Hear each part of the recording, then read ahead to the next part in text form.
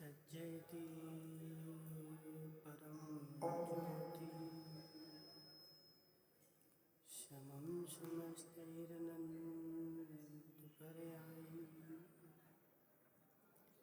दर्पणतले विशकला प्रतिफलति पदार्थमालिका यत्र हन्तारं नमो सिद्धारं नमो वायरीहारं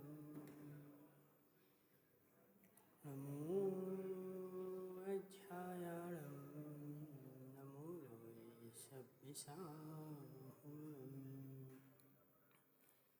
पंच परमेष्टि भगवान की अनंतानंत सिद्ध परमेष्टि भगवान की 1008 देवादेव वासुपूज भगवान की 1008 देवादेव सुपारसनाथ भगवान की आचार्य भगवान अमृत चंद्र स्वामी की आचार्य भगवान विद्यासागर जी महाराज की आचार्य भगवान विशुद्ध सागर जी महाराज की आचार्य भगवान विभव सागर जी महाराज की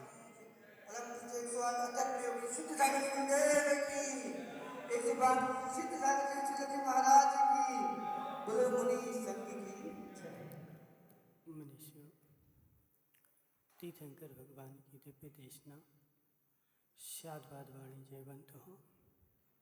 आचार्य भगवान अमृतचंद्र स्वामी पुरुषार्थ सिद्धि उपाय ग्रंथ में 7 तत्वों का व्याख्यान करते हुए समझा रहे हैं कि हे जीव, जो 7 तत्व हैं उन 7 तत्वों में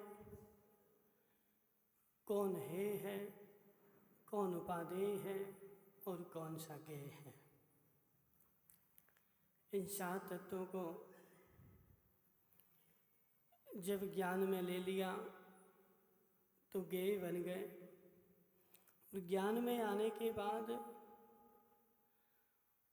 गेय बनने के बाद बुद्धि में जो परिवर्तन होता है, उस बुद्धि के परिवर्तन का ही नाम पुरुषार्थ है। वस्तु के परिवर्तन का नाम पुरुषार्थ नहीं है माताओं। वस्तु में परिवर्तन करने का नाम पुरुषार्थ नहीं है, बुद्धि में परिवर्तन करने का नाम पुरुषार्थ है। और बुद्धि में परिवर्तन हो जाए तो वस्तु में परिवर्तन ना हो, ऐसा हो नहीं सकता। और वस्तु में परिवर्तन होता रहे और बुद्धि परिवर्तित हो जाए, ऐसा हो नहीं सकता। संदीप गांधी, वस्तु को परिवर्तन तो हमने आज तक अनादिकाल से अनंत बार किया, लेकिन वस्तु के परिवर्तन से माताओं बुद्धि में परिवर्तन नहीं हुआ। और बुद्धि में परिवर्तन नहीं हुआ तो हमारा कल्याण का मार्ग भी नहीं चालू हुआ। हमारा कल्याण किसी पर के अधीन नहीं है देश मुगाड़िया। हमारा मोक्ष मार्ग किसी पर के अधीन नहीं है। जिस पर को हमें छोड़ना हो, और 7 तत्वों में एक भी तत्व पर के अधीन नहीं है। 7 के 7 आज पंडित जी नहीं आए, अंकेश पंडित जी कहाँ गए? चले गए, चले जाने दो, कोई बात नहीं। मनसुख लाल जी तुम सुन लेना, ठीक है। 7 के 7 तत्व जो हैं वह एक भी तत्व पर द्रव्य रूप नहीं है। 7 तत्व मेरे निज द्रव्य रूप हैं। और 7 तत्व जब निज द्रव्य रूप हैं तो सातों तत्व निज द्रव्य में से ही छोड़ने पड़ेंगे। बताओ, अजीव तत्व जो है वह अजीव तत्व भी जो है वह अजीव रूप नहीं है। अजीव तत्व भी अजीव रूप नहीं है, जीव रूप है। और जो परजीव है वह जो परजीव है वह भी मेरे लिए निज जीव रूप नहीं है, वो भी अजीव रूप है। क्या बोले मनसुख लाल जी, आया समझ में? आया समझ में? जो सात तत्व बोले ना कि सात तत्व का श्रद्धान करना सम्यक दर्शन है, तो उन सात तत्वों में से एक भी तत्व पर रूप नहीं है। सातों के सातों तत्व जो हैं वह सातों तत्व निज रूप हैं। और सातों तत्व को जब तक निज रूप नहीं जानोगे तब तक कल्याण नहीं होगा। अभी तक सात तत्व तो जाने, ओकावत जी, सात तत्व तो जाने, लेकिन सात तत्व में मैं क्या बोल दिया कि मैं जो हूँ वह जीव हूँ। गड़बड़ हो गया इसको, क्या कर देते बैठे बैठे? मैं जो हूँ वह जीव हूँ, और यह जो तत्व है वह अजीब है। मनसुख लाल जी, मैं हूँ, जीव हूँ, यह पेन जो है वह अजीब है। ठीक है ना अजित भाई? देखो, गहरा तत्व है, गहरे तत्व को गहरे में समझना। मैं जीव द्रव्य हूँ, मैं जीव तत्व हूँ, और यह पेन जो है क्या है? अजीब है ना माताओं? मैं जीव तत्व हूँ, यह अजीव तत्व है। यह जो आ रहा है, इसके आने से जो आएगा आश्रव बोलोगे वो कौन होगा? जीव होगा कि अजीव होगा? अजीब होगा ना। हाँ, निमेश पंडित जी, अभी तुम्हें सम्यक ज्ञान नहीं हुआ, अभी सम्यक ज्ञान नहीं हुआ। मनसुख लाल जी, अभी सम्यक ज्ञान नहीं हुआ। श्रीपाल जी, बहुत गहरे में समझना। मैं जीव तत्व हूँ ऐसा तो हमने जान लिया, और यह जो सब पर है वह अजीव तत्व है। यह मोक्ष मार्ग के लिए कार्यकारी ज्ञान नहीं है, यह सम्यक ज्ञान नहीं है, यह मिथ्या ज्ञान है। यह मिथ्या ज्ञान है अजित भाई, यह मिथ्या ज्ञान है, यह सम्यक ज्ञान नहीं है। सातों के सातों तत्व जो हैं वह सातों के सातों तत्व मेरे निज द्रव्य रूप हैं। एक भी तत्व पर द्रव्य रूप है ही नहीं।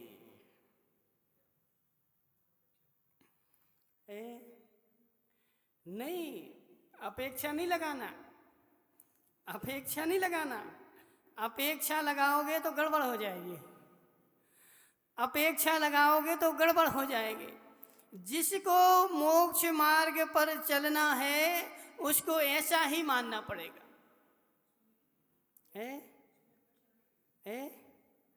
नहीं लगाना अपेक्षा, नहीं लगाना अपेक्षा। अब चलो निमेश पंडित जी, बोलो ना कुछ, बोलो ना कुछ। मनसुख लाल जी, तुम बोलोगे? बोलो तो, नहीं बोलोगे? श्रीपाल जी, तुम्हें कुछ बोलना क्या? नहीं बोलना।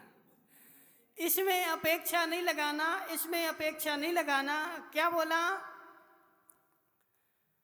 प्रमाण उत्पाद वे ध्रुव युक्तम सत, उत्पाद वे ध्रुव युक्तम सत।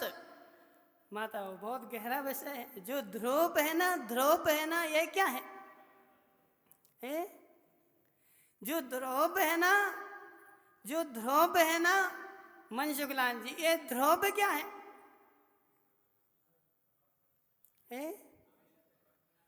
हाँ, हमेशा त्रिकालिक रहेगा ना, तो जो त्रिकालिक रहता है वह क्या होता है?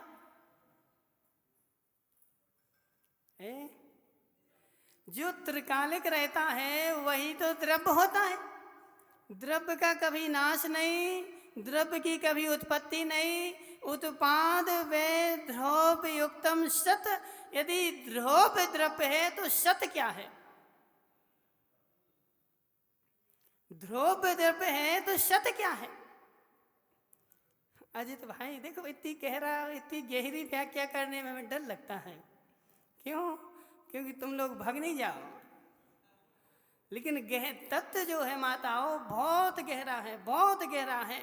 और इतने गहरे में जब समझोगे तभी कल्याण होगा। जब उथले उथले में पानी में रतन नहीं मिलते। उकावत जी समुद्र में नहाने जाओ और ऊपर ऊपर तैरते रहो, जो मात्र पानी हाथ में लगता है, रतन हाथ में नहीं लगते। यदि समुद्र के रत्न चाहिए, मणियाँ चाहिए, तो गहरे में जाना पड़ेगा, नीचे गोता लगाना पड़ेगा। नीचे गोता लगाओगे तभी रतन हाथ में आएगा। ऊपर ऊपर तैरने से कुछ नहीं होने वाला। ऐसे आगम में गहरे में गोता लगाना पड़ेगा, जब ही वह तत्व हाथ में आएगा। गहरे में गोता नहीं लगाया माताओं, गहरे में गोता नहीं लगाया। निमेश पंडित जी, हाँ बोलो, क्या बोल रहे थे हम?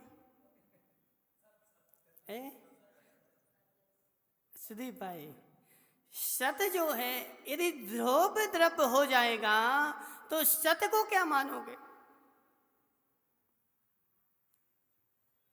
माताओं, सत की क्या आवश्यकता? फिर आचार्य भगवान को ऐसा क्या लिखने की आवश्यकता पड़ गई कि उत्पाद वे ध्रुव युक्तम सत। सत जो है उसमें उत्पाद भी है, ध्रुव भी है और व्यय भी है। तो अकेले ध्रुव को तुमने द्रव्य बना दिया, उत्पाद व्यय चला गया। उत्पाद व्यय क्या लिखना था? ऐसे लिखते थे ध्रुव उत्पाद वे ध्रुव युक्तम सत और सत द्रव्य लक्षणम, तो लिखते थे ध्रुव द्रव्य लक्षणम। एक अलग से सूत्र बनाने की क्या आवश्यकता पड़ गई?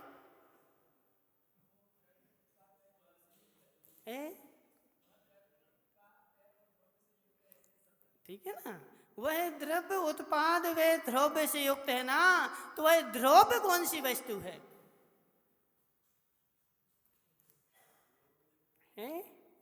वह ध्रुव कौन सी वस्तु है? उत्पाद तो हमने जान लिया कि उत्पाद मतलब उत्पन्न होना, व्यय मतलब नाश होना। ध्रुव का क्या मतलब है? द्रव्य? मनसुखलाल जी बोल रहे हैं। मनसुखलाल जी, ध्रुव का द्रव्य लक्षण है। देखो अभी इतने गहरे में समझो तो सत्य क्या वस्तु है?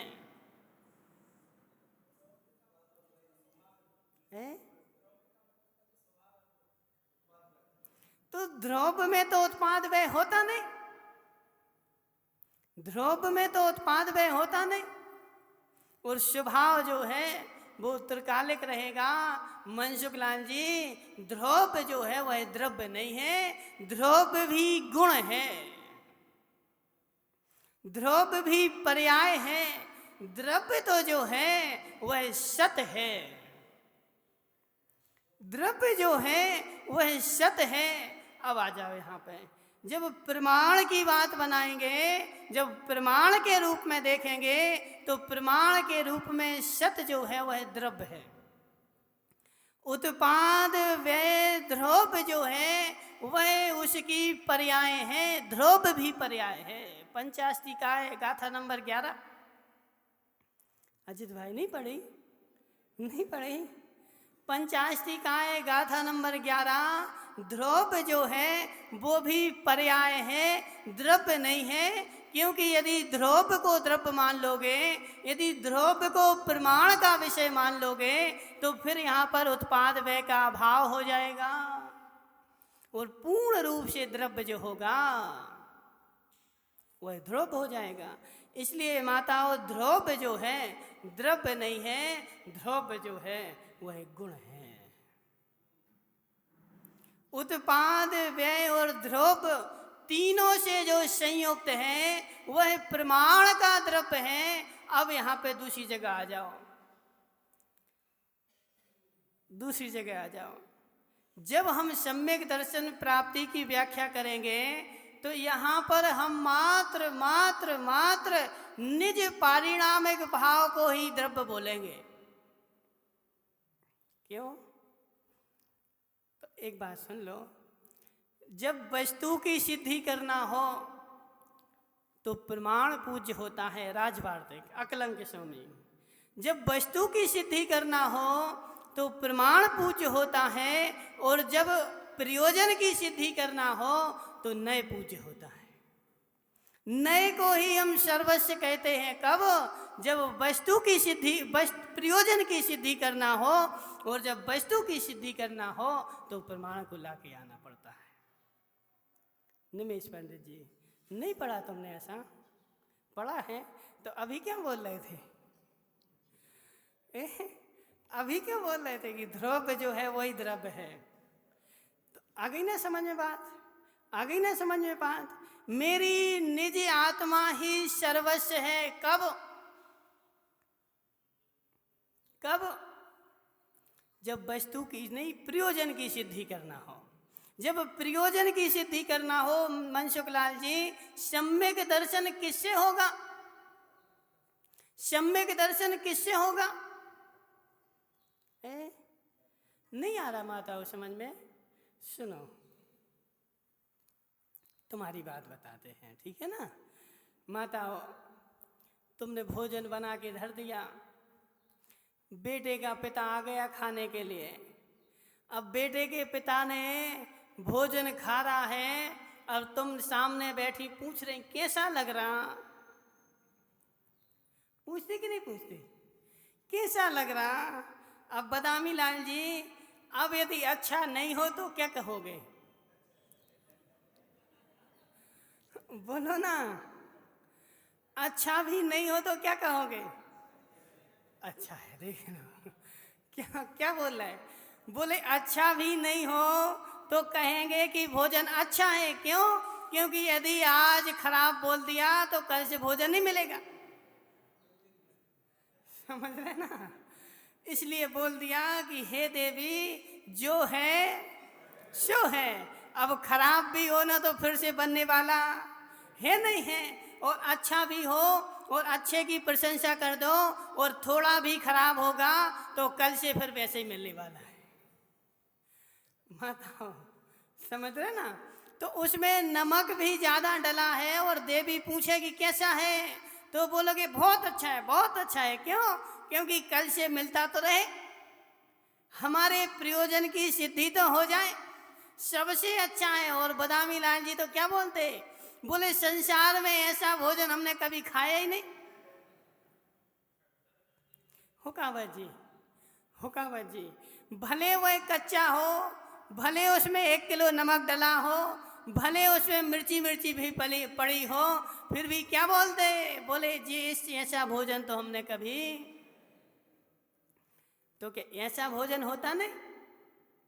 मत आओ हुकावत जी, बोलो, क्या ऐसा भोजन जैसा तुमने घर में किया ऐसा कभी नहीं किया? किया है ना? फिर ऐसा क्यों बोला कि हमने ऐसा भोजन कभी किया ही नहीं? देवी को खुश करना है। निमेश पंडित जी, निमेश पंडित जी, देवी को खुश करना है। देवी रूठ नहीं जाए। यदि रूठ जाएगी तो कल से बोलेगी कि वो रखा आटा और बनाओ और खाओ, और हमारे प्रयोजन की सिद्धि नहीं होगी। इसलिए वहाँ प्रवीण भाई प्रयोजन की सिद्धि करनी थी, तो खराब वस्तु की भी हमने प्रशंसा कर दी, उसको ही सर्वस्व कह दिया।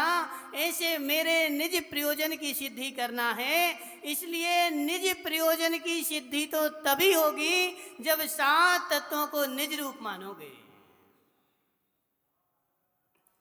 जब तक 7 तत्वों को निज रूप नहीं माना तब तक प्रयोजन की सिद्धि होने वाली नहीं है। और पर में भटकते रहो संसार में मनसुख लाल जी, और पर में कहीं भी सात तत्व तुम्हें मिल जाए, इस पर अजीव तत्व से तुम्हारा किंचित मात्र भी ना सुधार होने वाला है, ना बिगाड़ होने वाला है।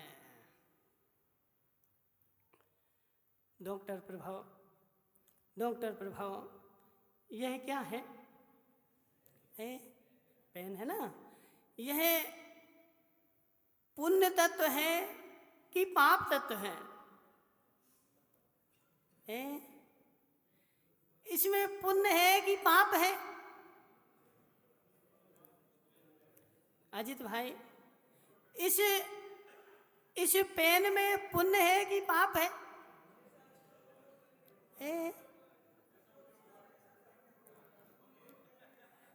अजित भाई, इस पुण्य में, इस पेन में न पुण्य है न पाप है, यह तो पेन है। इसका तुम जैसा उपयोग करोगे वैसे तुम्हारे लिए कार्यकारी हो जाएगा। इससे जिनवाणी लिख लोगे तो पुण्य में कार्यकारी हो जाएगा, और खोटी वाणी लिख दोगे तो पाप में कार्यकारी हो जाएगा। इस पेन में ना पुण्य है ना पाप है, यह तो अजीब है। और यह अजीब तुम्हारे लिए ना मोक्ष में कार्यकारी है, ना नरक के लिए कार्यकारी है। तुम्हारा जैसा भाव चलेगा वह तुम्हारा भाव ही जीव रूप हो जाएगा, और वह भाव ही अजीब रूप हो जाएगा। कर्म सब करता है। वो नहीं आया अल्पेश कोठारी, कहाँ गया? नहीं आया, एक भी नहीं आया। सुनो, देखो, जब तक यहाँ नहीं आओगे अजित भाई, तुम पूरे नगर में कह देना आज से, जब तक यहाँ नहीं आओगे तब तक तुम्हारा मोक्ष मार्ग शुरू नहीं होगा। तुम संसार में ही भटकते रहोगे और पंच परावर्तन करते रहोगे, हमारी गारंटी है। निमेश पंडित जी, जब तक तुम यहाँ नहीं आओगे, जब तक तुम्हारा पंच परावर्तन रुकने वाला नहीं है। माताओं, तुम शांत, तुम्हें शांति मिलने वाली नहीं है। शांति तो मिलती है कहीं, तो वह मात्र जिनवाणी की गोद में ही मिलती है। बदामी लाल जी, बच्चा रो रहा हो, उस रोते हुए बच्चे को तुम कितनी मिठाई खिलाओ, कितने खिलौने दो, लेकिन उसको शांति नहीं मिलती। तुम्हारी मिठाई लेगा, जब तक खाएगा तो शांत रहेगा, और मिठाई खत्म हुई फिर रोना प्रारंभ कर देगा। तुम्हारा खिलौना भी कितना ही महंगा खिलौना हो, 2-5 मिनट ही वह शांत कर पाएगा, उसके बाद वह फिर रोना शुरू कर देगा। लेकिन माता की गोद में जाते ही, माताओं समझना, छोटे से बालक को माता लिए हो और ये हुकावत जी ले लें कि आ जाओ। हुकावत जी, तुमने उसको गोद में ले लिया और किंचित मात्र भी उसको मारा नहीं, उसको पीटा नहीं। भले तुम मिठाई देते रहो, लेकिन वह शांत नहीं होगा। लेकिन माता की गोद में चला जाए और माता कुछ भी ना दे, फिर भी माता की गोद में जाकर के वह, माताओं, जादू है कुछ। माँ की गोद में शांत क्यों हो जाता है? जो माँ की गोद में शांति मिलती है संदीप गांधी, माँ की गोद में शांति मिलती है, वह संसार में कहीं भी शांति नहीं मिलती। उस बच्चे को माँ की गोद में ही शांति मिलती है। ऐसे संसार के खिलौनों से कितने खेलते रहो, चाहे नोटों का खिलौना हो, चाहे पत्नी का खिलौना हो, चाहे भोगों का खिलौना हो, चाहे दुकान का खिलौना हो। मनसुख लाल जी, ये मात्र खिलौने जो हैं, यह क्षणिक शांति दे सकते हैं। यदि त्रिकालिक शांति चाहिए है तो जिनवाणी माँ की गोद में आना ही पड़ेगा। भानु प्रताप जी, जिनवाणी माँ की गोद में आए बिना संसार में किसी को शांति मिलने वाली नहीं है।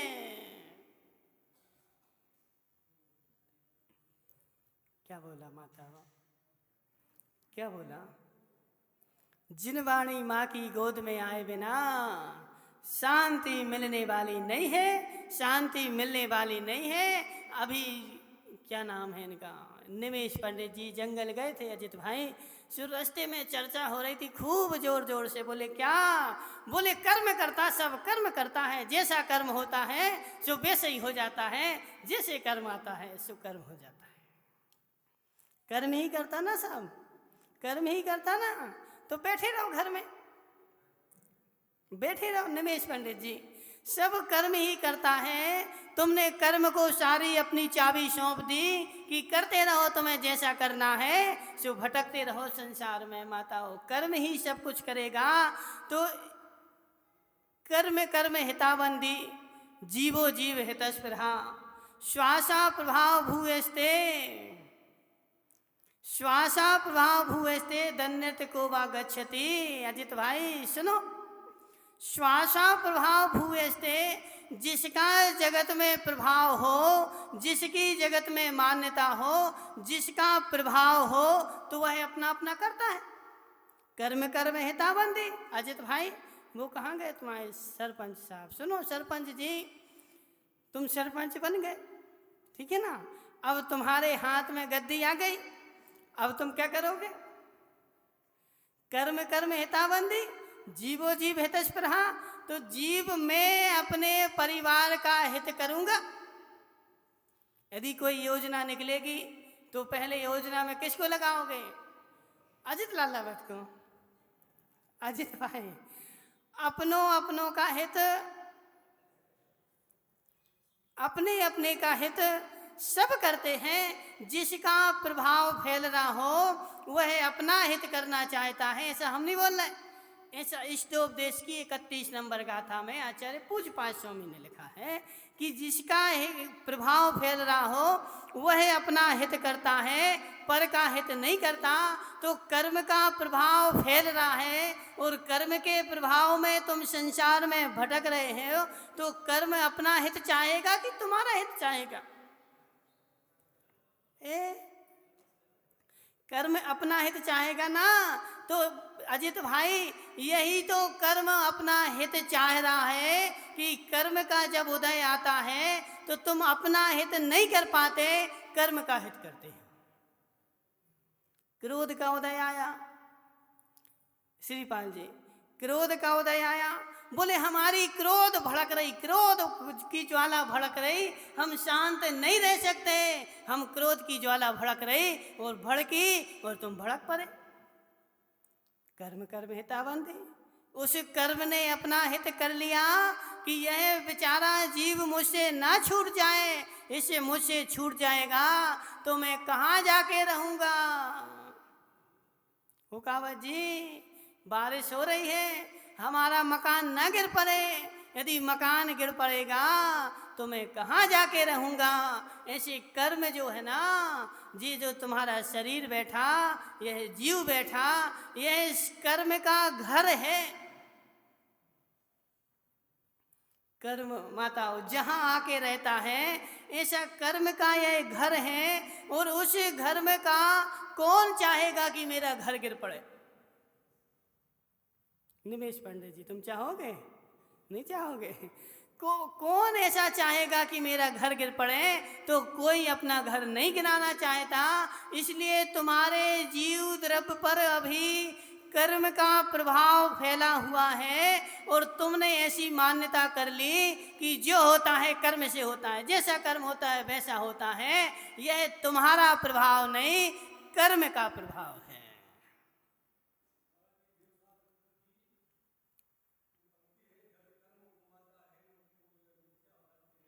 तो यही तो चल रही पंडित जी संसार में। क्या चल रहा है कि कर्म घुमाता है मुझको, यह मिथ्या भ्रांति रही मेरी। माता वो पढ़ते ना, केवल रवि चरणों वाली पूजा में आता है युगल जी की कि जड़ कर्म घुमाता है मुझको, यह मिथ्या भ्रांति रही मेरी।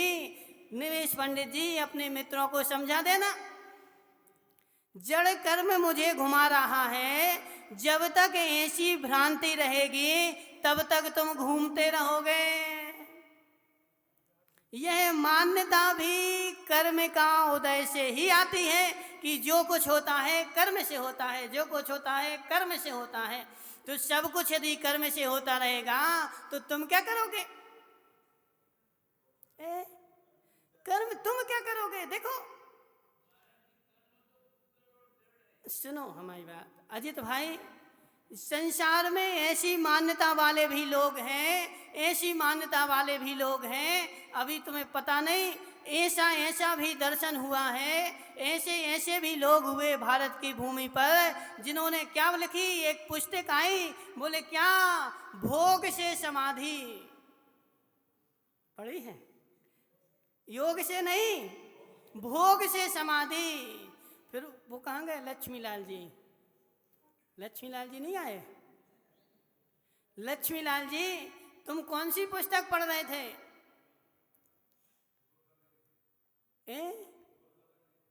विभव सागर की है कि विराग सागर की है? विराग सागर की है वो, समझ रहे ना। तो भोग से समाधि एक पुस्तक लिखी गई, तो उसके एवज में फिर आचार्य विराग सागर ने लिखी कि योग से, साधना से समाधि।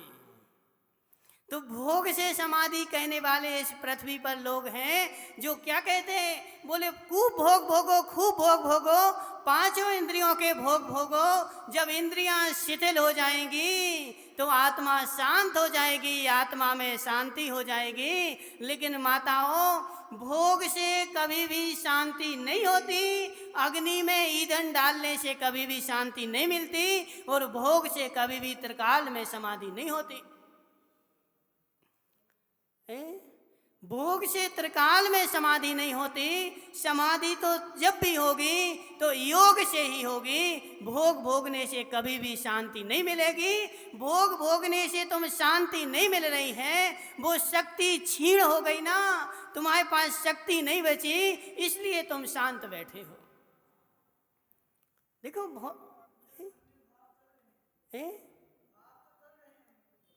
अजित भाई, संसार में इतनी मायाचारी होती है। अब बुढ़ापे में बेचारे ने 100 साल का हो गया, बोले अब ब्रह्मचर्य व्रत ले लो। कितने साल का हो गया? 100 साल का हो गया, अब ब्रह्मचर्य व्रत ले लो। अब क्या ब्रह्मचर्य व्रत ले लो? अब तुम्हारे पास शक्ति नहीं बची, अब शक्ति नहीं बची, अब ब्रह्मचर्य व्रत ले लो। तो किसके लिए? बाहरी पूजन के लिए कि हमारी प्रतिष्ठा हो जाएगी कि ये ब्रह्मचारी बन गए। लेकिन अंदर में तो ऐसी मान्यता चल ही रही है। बोले क्या? बोले देखो, बहुत सारे होशियार लोग ऐसे आते, ऐसे होशियार लोग आते, बोले महाराज हमारा घी का त्याग है, घी का त्याग है, घी का त्याग कर दिया, हम घी नहीं खाते, रस नहीं खाते। अजित भाई बोले हम घी नहीं खाते। बोले आलू खाते क्या? आलू तो खाते हैं, समझ रहे ना। तो घी नहीं खाते, आलू तो खाते हैं। तुम आलू खा रहे हो और घी तुमने छोड़ दिया।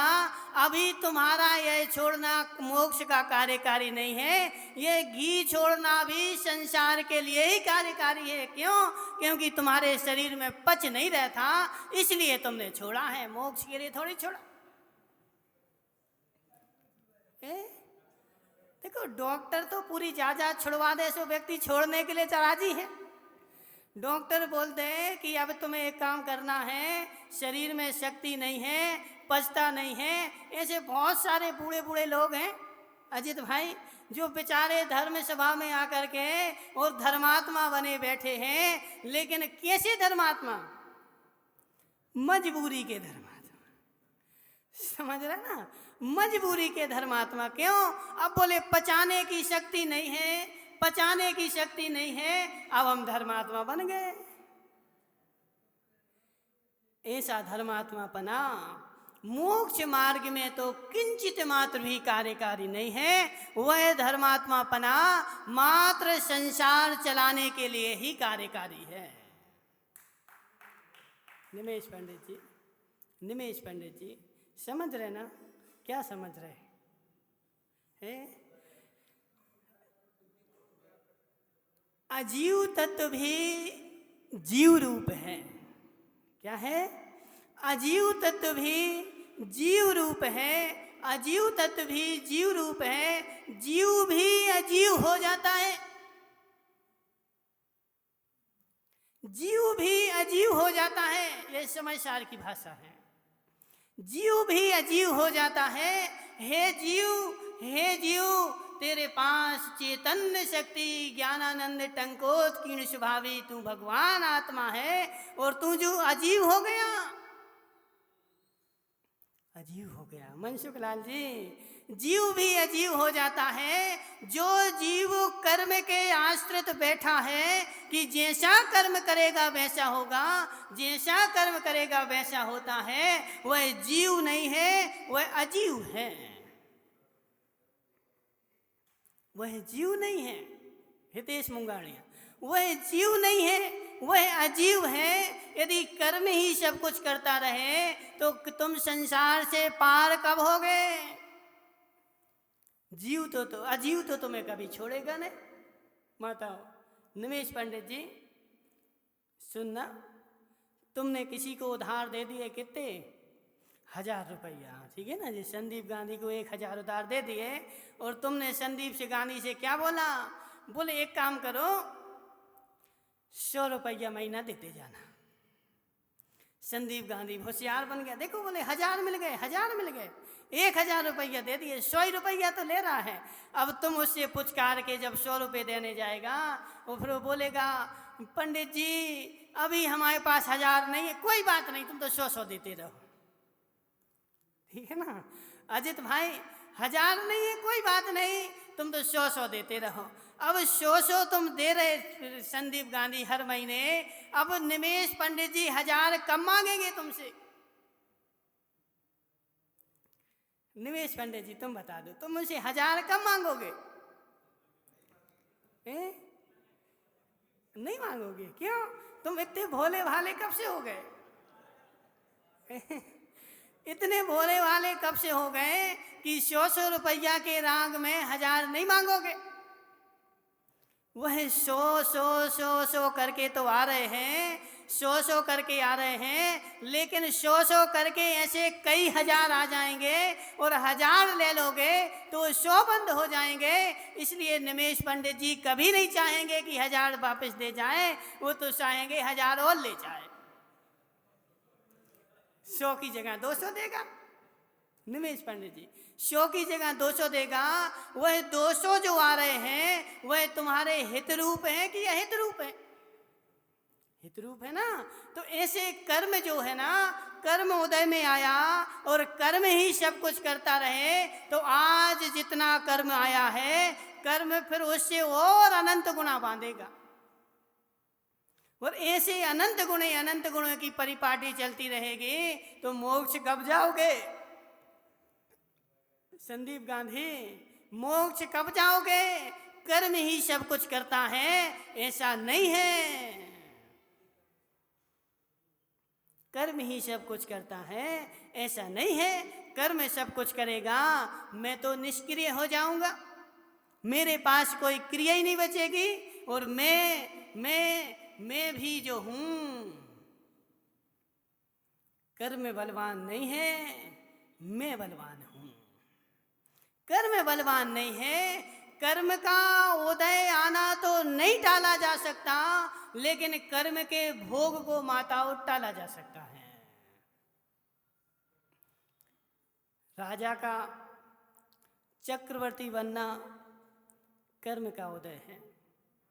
राजा का चक्रवर्ती बनना, राजा को चक्रवर्ती प्राप्त होना, शांतिनाथ को चक्रवर्ती का पद प्राप्त होना, यह कर्म का भोग है, पुण्य का भोग है।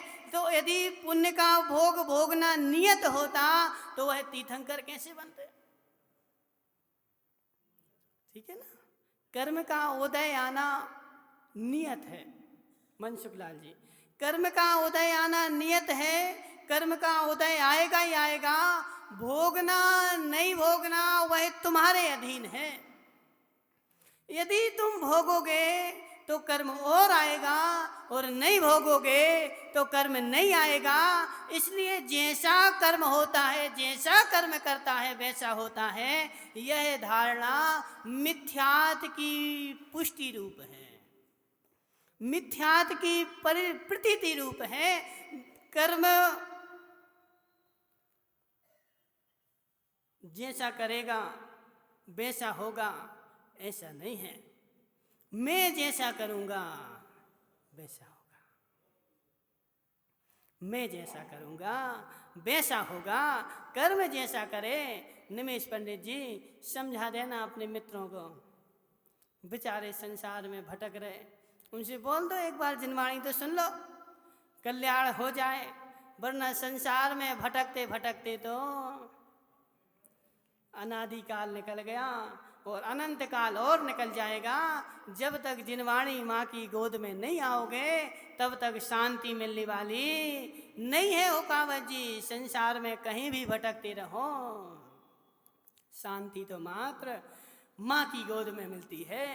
इसलिए अजीव जो है वह भी जीव रूप है, और अजीव जब तक जीव रूप रहेगा, जीव की मान्यता जीव रूप नहीं होगी, तब तक तुम्हारा सात तत्व का श्रद्धांश सम्यक नहीं है, असम्यक ही है। बोलो सुदीप पंडित क्या करें, गहरे में ले जाएं कि उथले में आ जाएं?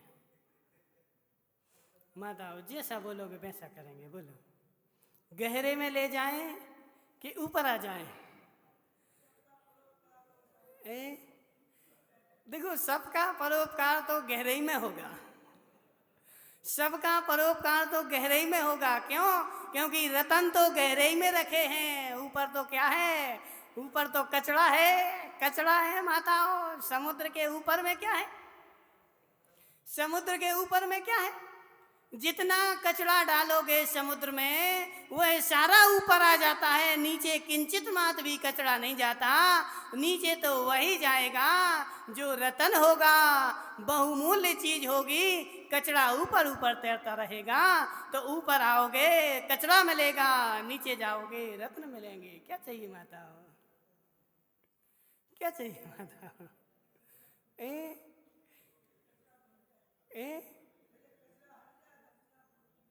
कचरा नहीं हटेगा, कचरा नहीं हटेगा। देखो आज तक समुद्र में से कचरा हटा ही नहीं। अजित भाई पंडित जी, अजित पंडित, आज तक किसी भी ऐसा धरती पर व्यक्ति नहीं हुआ जिसने समुद्र का कचरा हटा पाया हो। समुद्र का कचरा आज तक हटा ही नहीं। तुम तो गोता लगाओ और रतन निकाल करके बाहर आ जाओ। कचरा डला है, डला रहने दो।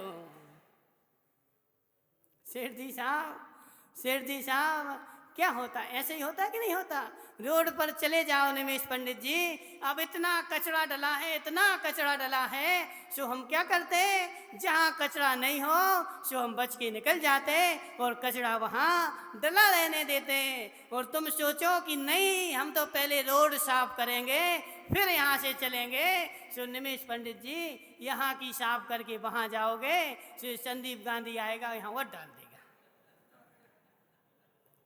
रोड साफ कभी माताओ, रोड साफ कभी होगी नहीं। यदि रोड साफ रोड से तुम्हें निकलना है तो तुम बच बच के जहाँ साफ हो वहाँ से निकल जाओ और कचरे को कचरे में डला रहने दो।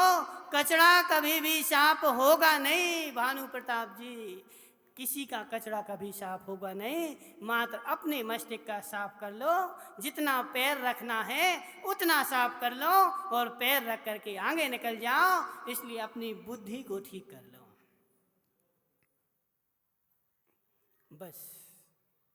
बस मनसुखलाल जी, मात्र अपनी बुद्धि को ठीक कर लो।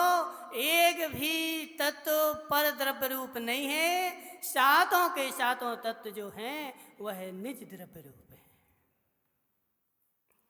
और जब निज द्रव्य रूप हो जाएंगे तो निज द्रव्य रूप सातों तत्व हो गए, तो उनको सुधारने के लिए हमें पर के पास जाना ही नहीं, निज में ही सुधार करना है। और निज में सुधार हो जाएगा तो पर भी सुधरा सुधरा दिखाई देगा।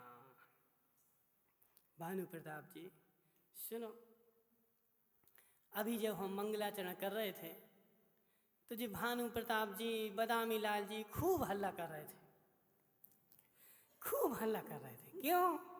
भानु प्रताप जी मंगलाचरण में तुमने हल्ला किया, ये कौन सा तत्व है? आश्रव तत्व है कि संबर निद्रा तत्व है? वो कहाँ गए मार साहब? आए का मार साहब आए? कोई नहीं आया, स्कूल गए ना, चले जाएंगे। सुनो अजित भाई, तुम्हें मार साहब बना देते अपन। अजित भाई, स्कूल में वो जनगण मन का पाठ चल रहा हो और 15 अगस्त का दिन हो और मार साहब जाए हल्ला करे, वहाँ पाठ चल रहा हो, तो मार साहब के ऊपर क्या होगा? सस्पेंड हो जाएगा। क्यों? वो तो अपने में हल्ला कर रहा था, तुम अपना नमो वो करते रहो जनगण मन। देखो माता बोले राष्ट्रगान जहाँ चले वहाँ तुम हल्ला करने बैठ जाओ तो राष्ट्रगान का अपमान है, और जो राष्ट्रगान का अपमान है वह राष्ट्र का अपमान है, और राष्ट्र का अपमान करोगे तो तुम्हें जेल जाना पड़ेगा, सस्पेंड कर दिए जाओगे। ऐसे जो मंगलाचरण है वह पंच परमेष्टि का स्मरण है, और पंच परमेष्टि के स्मरण के समय यदि तुम हल्ला करोगे तो वह पंच परमेष्टि की सर्वज्ञ भगवान की आसाधना। किसकी आसाधना? सर्वज्ञ भगवान की तुमने आसाधना कर दी। हितेश मुंगानिया, कहीं यदि राष्ट्रगान चल रहा हो और कोई टीचर हो और उसको सुनाई दे दे तो वही सावधान हो जाता है। क्यों? बोले हम राष्ट्र का अपमान नहीं कर सकते, हम राष्ट्र का सम्मान करते हैं। और कहीं मंगलाचरण चल रहा हो माताओं, भगवान का जयकारा बोल रहा हो और तुम बोलोगे, बोले जय, कैसे बोलते? आवाज मुंह से नहीं निकल रही, आवाज मुंह से नहीं निकल रही। पंच परमेष्टि के जयकारे में आवाज मुंह से नहीं निकल रही तो समझ लेना कि अगले भाव में हमें आवाज मिलने वाली नहीं है। इस भाव में आवाज मिली और पंच परमेष्टि का जयकारा नहीं बोल पाए, भगवान की स्तुति नहीं कर पाए, भगवान का सम्मान नहीं कर पाए, तो अभी तो आवाज मिली है उकावत जी। अब समझ लेना कि अब अगले भाव में आवाज मिलेगी नहीं। क्यों? क्योंकि तुम्हें गूंगे रहना ना तो कर्म कहेगा रहो खूब गूंगे, अब हम तुम्हें मुंह देंगे ही नहीं। क्यों भानु प्रताप जी? क्यों?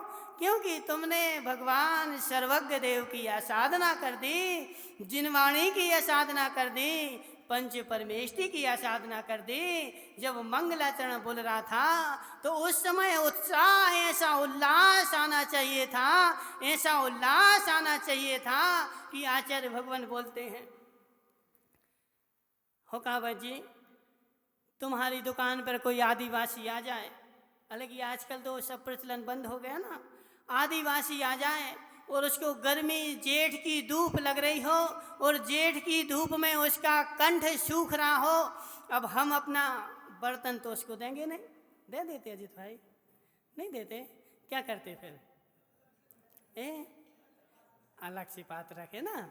देखो बुंदेलखंड में अभी भी बहुत जगह ऐसी प्रथा है छुल्लक जी कि उसको पात्र नहीं देते अपना। क्यों? उससे बोलते चलो तुम ले लो, हम पानी डाल रहे हैं। तो जैसे ही पानी डालना शुरू करते बेचारा ऐसा अंजलि लगा करके और ऐसे पीने को बैठ जाता, एक बूंद नीचे ना गिर जाए, एक बूंद नीचे न गिर जाए, मेरा कंठ सूख रहा है।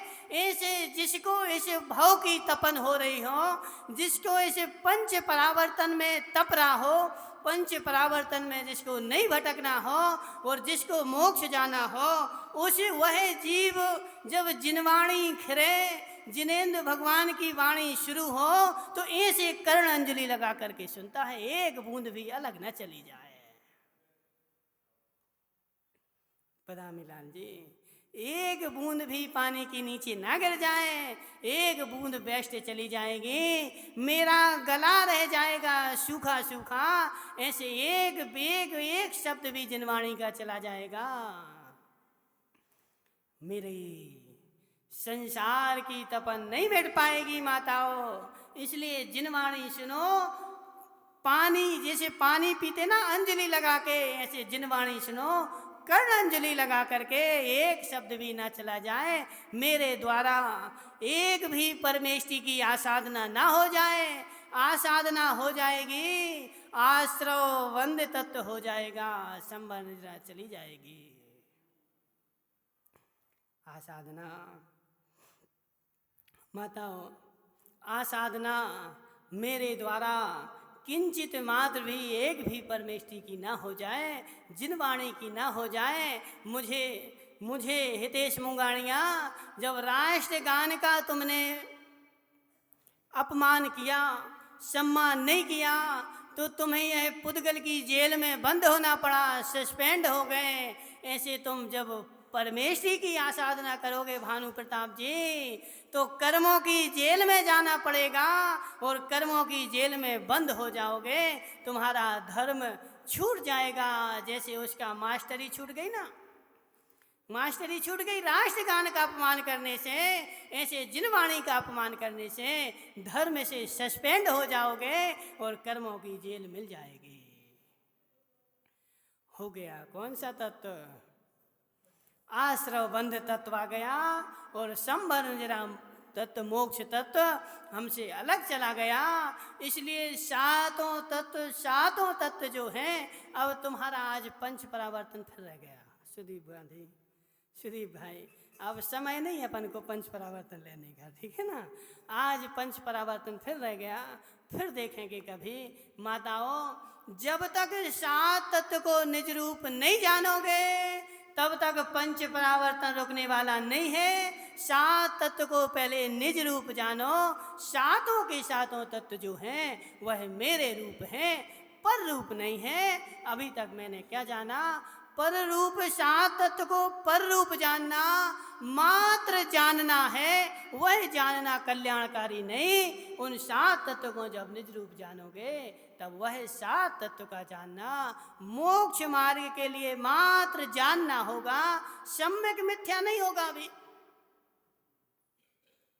अभी सम्यक मिथ्या नहीं होगा, मात्र जानना होगा। इसलिए यदि मोक्ष मार्ग पर बढ़ना है तो सात तत्व में हे गे उपादे, इनको जानना ही पड़ेगा। हे गे उपादे को जाने बिना माताओं धर्म नहीं होता।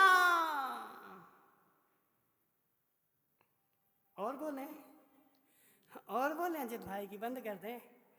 और बोले हे गे उपादे को जाने बिना धर्म नहीं होता। क्योंकि पूजन भी जो है ना, पूजन भी अजीव द्रव्य से नहीं होती, पूजन भी जीव तत्व रूप होती है। जब वह संबर निद्रा का कारण बनती है, और जब तक इस पूजन अजीव से होती रहे, जब तक वह आश्रव बंध का कारण है, संबर निद्रा का कारण नहीं है। पूजन अजीव से होती हुई जीव रूप हो जाए, अजीव से होती हुई जीव रूप हो जाए, तो वह संबर निद्रा रूप है। और मात्र अजीव रूप होती रहे तो वह आश्रव बंध रूप है। इसलिए आश्रव बंध संबर निद्रा, तेजपाल जी ऐसे नहीं होने वाली संबर निद्रा, ऐसे नहीं होने वाली संबर निद्रा। संबर निद्रा करने के लिए हे गे उपादेय को जानो और अपने मोक्ष मार्ग को प्रशस्त करो। बोले शांतिनाथ भगवान की।